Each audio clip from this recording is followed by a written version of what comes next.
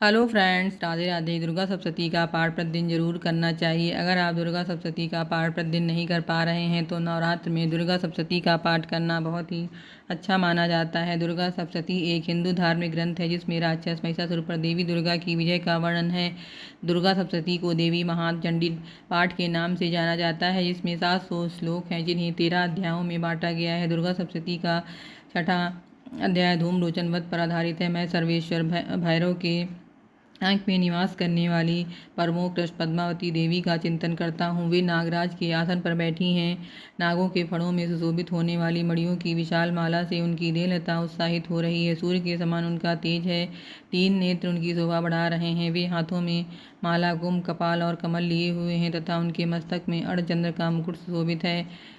जिसे कहते हैं, देवी का यह कथन सुनकर दूत को बड़ा आमर्ष हुआ और उसने दैत्यराज के पास जाकर सब समाचार विस्तार पूर्वक कह सुनाया। दूत के उस वचन को सुनकर दैत्यराज कुपित हो उठा और दैत्य सेनापति धूमलोचन से बोला, धूमलोचन, तुम शीघ्र अपनी सेना साथ लेकर जाओ और उस दुष्ट के केस पकड़कर घसीटते हुए उसे बलपूर्वक यहाँ से ले जाओ। उसकी रक्षा करने के लिए यदि कोई दूसरा खड़ा हो तो वह देवता, यक्ष अथवा गंधर्व ही क्यों न हो, उसे अवश्य मार डालना। शुंभ के इस प्रकार आज्ञा देने पर वह धूमलोचन दैत्य 60,000 असुरों की सेना को साथ लेकर वहां से तुरंत चल दिया। वहां पहुंचकर उसने हिमालय पर रहने वाली देवी को देखा और ललकार कर कहा, अरे तू सिम के पास चल। यदि इस समय प्रसन्नतापूर्वक मेरे स्वामी के समीप नहीं चलेगी तो मैं बलपूर्वक तुझे बाल घसीट कर ले चलूँगा। देवी बोली, तुम्हें दैत्यों के राजा ने भेजा है। तुम स्वयं भी बलवान हो और तुम्हारे साथ विशाल सेना भी है। ऐसी दशा में यदि मुझे बलपूर्वक ले चलोगे तो मैं तुम्हारा क्या कर सकती हूँ। ऋषि कहते हैं, देवी के ये कहने पर असुर धूमलोचन उनकी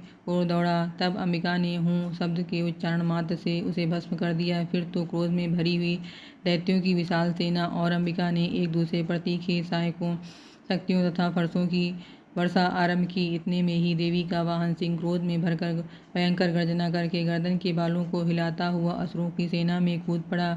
उसने कुछ दैत्यों को पंजों की मार से, कितनों को अपने जबड़ों से और कितने ही महादैत्यों को पटक कर ओठ की दाढ़ों से घायल करके मार डाला। उस सिंह ने अपने नखों से कितनों के पेट फाड़ डाले और थप्पड़ मारकर कितनों ही के सिर धड़ से अलग कर दिए। कितनों की भुजाएं और मस्तक काट डाले तथा उनकी गर्दन के बाल हिलाते हुए उसने दूसरे दैत्यों के पेट फाड़कर उनका रक्त चूस लिया। अत्यंत क्रोध में भरे हुए देवी के वाहन उस महाबली सिंह ने क्षण भर में ही असुरों की सारी सेना का संहार कर डाला।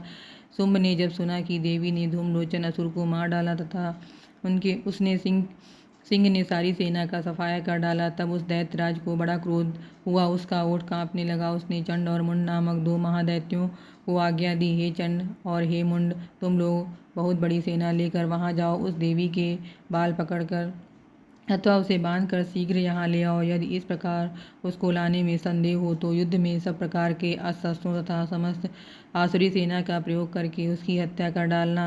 उस दुष्टा की हत्या होने तथा सिंह के भी मारे जाने पर उस अंबिका को बांधकर साथ ले आना शीघ्र ही। इस प्रकार श्री मार्कंडेय पुराण में सावर्णिक मनवंतर की कथा के अंतर्गत देवी महात्म्य धूमलोचन वध नामक छठा अध्याय समाप्त हुआ।